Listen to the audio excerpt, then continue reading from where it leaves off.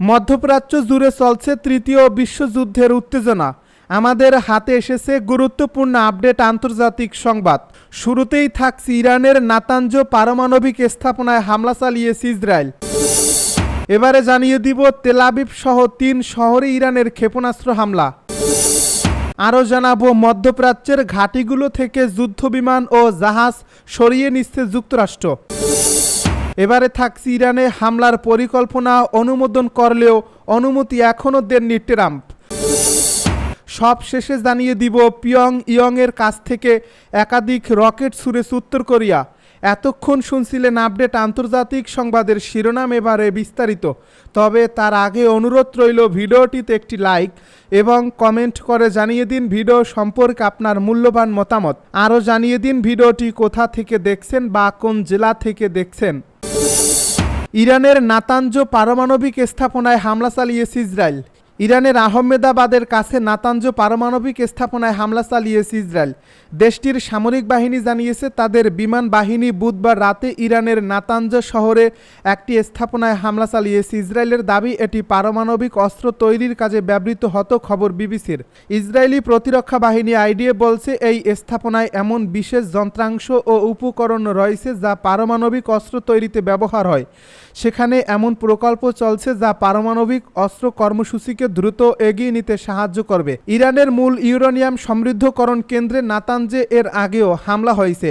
Iran Israel সংঘাতের প্রথম দিকে 14 জুন সেখানে হামলা চালায় ইসরায়েল। ওই সময় ইরানে ইসরায়েলের হামলায় বেশ কয়েকজন শীর্ষ জেনারেল নিহত হন। তবে ইরান নিশ্চিত করছে যে নাতাঞ্জ পারমাণবিক সমৃদ্ধকরণ কেন্দ্রের ভূমির উপরের অংশগুলো ধ্বংস হয়েছে। আন্তর্জাতিক পারমাণবিক পর্যবেক্ষক সংস্থার প্রধান জানিয়েছেন ইরানের ভূগর্ভস্থ ইউরেনিয়াম সমৃদ্ধকরণ কেন্দ্রে থাকা সেন্ট্রিফিউজগুলো পুরোপুরি ধ্বংস না হলেও সম্ভবত মারাত্মকভাবে ক্ষতিগ্রস্ত হয়েছে। ইসরায়েলের গত শুক্রবারের হামলার পর এ কথা জানান তিনি। তেল আবিব সহ 3 শহরে ইরানের ক্ষেপণাস্ত্র হামলা। ইসরায়েলের তেল আবিব সহ 3 জায়গায় ক্ষেপণাস্ত্র হামলা চালিয়েছে ইরান। ইসরায়েলের হোলন, তেল আবিব ও রামাতগণে বৃহস্পতিবার ক্ষেপণাস্ত্র হামলা চালায় ইরান। ইসরায়েলি গণমাধ্যমের খবরে বলা হয়েছে ইরানের ক্ষেপণাস্ত্র হামলায় হোলেন শহরে 3 জন গুরুতর আহত হয়েছেন, তাদের অবস্থা আশঙ্কাজনক। রামাতগণ এলাকায় প্রায় 20 জন হালকা আঘাত পেয়েছেন বলে জানানো হয়েছে। তেল আবিবও হামলার শিকার হয়েছে। ইসরায়েলের সাহায্য সংস্থাগুলো বৃহস্পতিবার জানিয়েছে ইরানি হামলায় মোট আহতের সংখ্যা বেড়ে দাঁড়িয়েছে 65 জনে।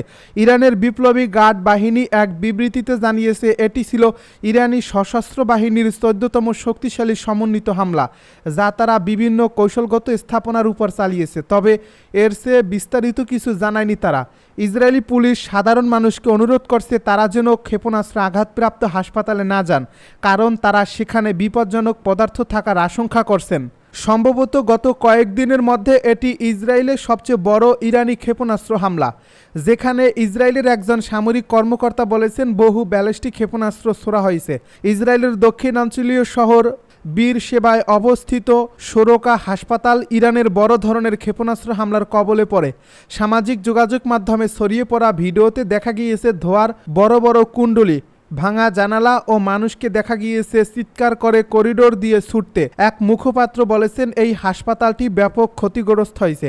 এখন মানুষদেরকে এই এলাকা থেকে দূরে থাকতে বলা হচ্ছে, কারণ বিপজ্জনক পদার্থের লিক হওয়ার আশঙ্কা রয়েছে। মধ্যপ্রাচ্যের ঘাঁটিগুলো থেকে যুদ্ধবিমান ও জাহাজ সরিয়ে নিচ্ছে যুক্তরাষ্ট্র।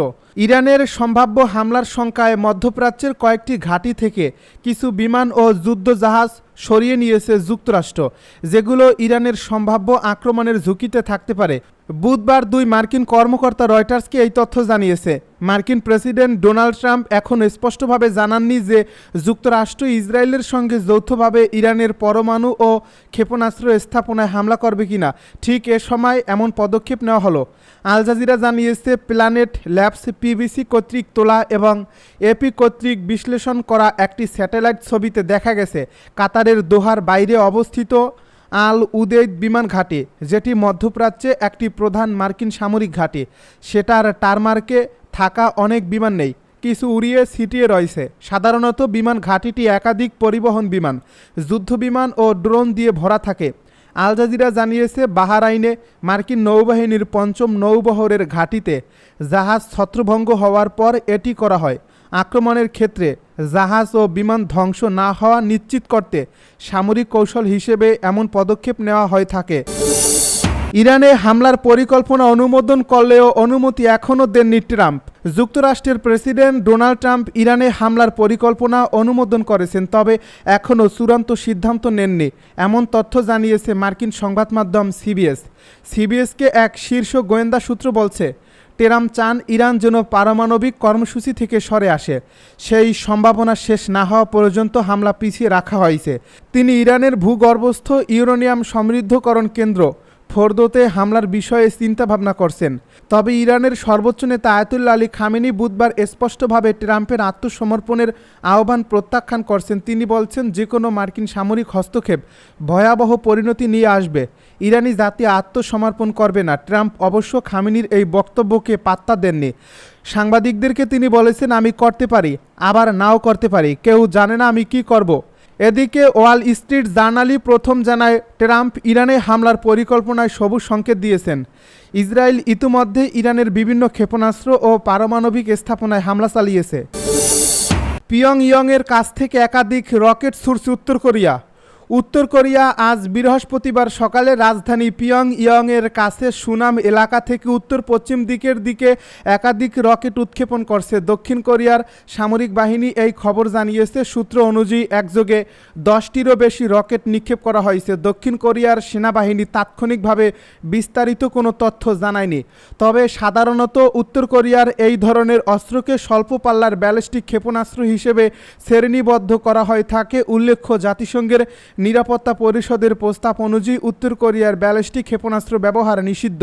এ ধরনের কার্যক্রমকে আন্তর্জাতিক মহল নিয়মিতভাবে শান্তির জন্য হুমকি হিসেবে বিবেচনা করে। বিশেষজ্ঞরা আশঙ্কা করছেন, উত্তর কোরিয়ার এই ধরনের রকেট উৎক্ষেপণ কোরীয় উপদ্বীপে নতুন করে উত্তেজনা বাড়াতে পারে। মধ্যপ্রাচ্য থেকে যুদ্ধবিমান ও জাহাজ সরিয়ে নিচ্ছে যুক্তরাষ্ট্র।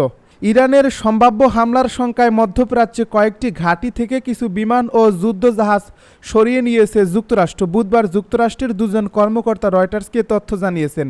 এই পদক্ষেপ এমন এক সময়ে নেওয়া হলো যখন মার্কিন প্রেসিডেন্ট ডোনাল্ড ট্রাম্প এখন স্পষ্টভাবে জানাননি যুক্তরাষ্ট্র ইসরায়েলের সঙ্গে যৌথভাবে ইরানে পরমাণু ক্ষেপণাস্ত্র স্থাপনায় হামলা করবে কিনা।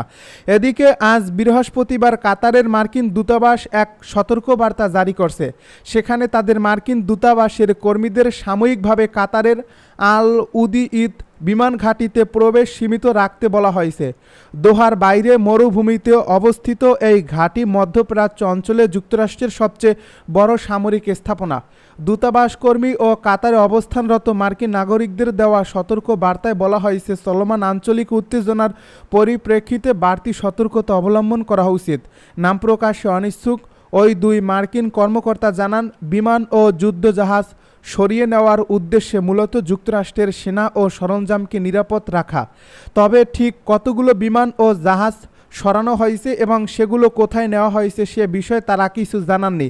একজন কর্মকর্তা বলেন, আল উদিদ ঘাঁটির যেসব বিমান শক্তিশালী সুরক্ষার আওতায় ছিল না সেগুলো সরিয়ে নেওয়া হয়েছে। এছাড়া বাহরাইনের একটি বন্দরের জাহাজগুলো সেখানে থেকে সরানো হয়েছে। এই বন্দরেই যুক্তরাষ্ট্রের ৫ম নৌবহর অবস্থান করে।